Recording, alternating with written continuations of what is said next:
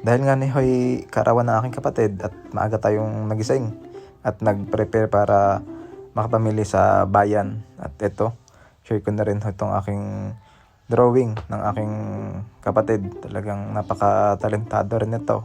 At kung gusto niyo ho, magpa-drawing, i-PM nyo lang ho kami. Ayan, sobrang gaganda naman ho. Tingnan nyo naman. At ito, nag-ready na yung aking tatay para sa makaalis na rin. Ayan, paalis na rin ho kami at kung gusto nyo ho, magdayo din ng basketball, magdala lang ho kayo ng bola din eh. Ayan, napakaganda na rin ng ating basketball court. Maulanin nga lang ho din eh. Ayan, nakasakay na nga and paalis na rin. Ito, habang nakaupo, tricycle, talagang sobrang seryoso ng birthday boy. Hindi niya makapaniwala na birthday niya ngayon. Tingnan nyo naman ho. Ayan. At eto, medyo mahangin. Pasarap din talaga yung hangin dito sa probinsya. Tingnan nyo naman yung mga palayan din at napakaganda. Kung kayo dadayo din ay ano pang hinihintay nyo? Ito, malapit na ho kami sa bayan ng Bungabong. Dito ho kami mamimili ng panghanda.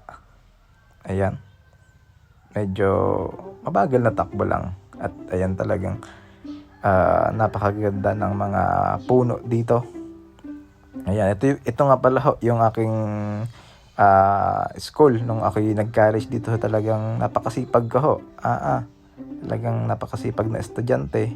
At napansin ko rin dito na maaga din talaga yung exam ata ng mga estudyante dito at nakakatuwa lang din at napakaraming nag-aaral.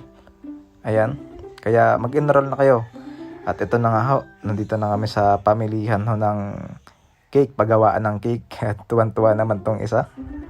Ayan, namili ho ng flavor at design kung ano yung para sa birthday niya. At ito na nga, talaga ho'y tuwan-tuwa yung isa.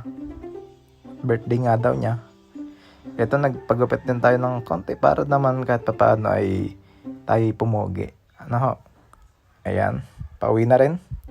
At para makapag-prepare na. At ayun na nga, luto na ho agad pagka-uwi. Yung mga handa.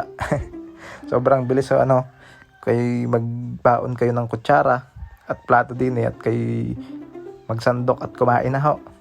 Ayan, chokes to go. Baka naman. Yun lang muna for today's vlog and happy birthday sa bunso kong kapatid.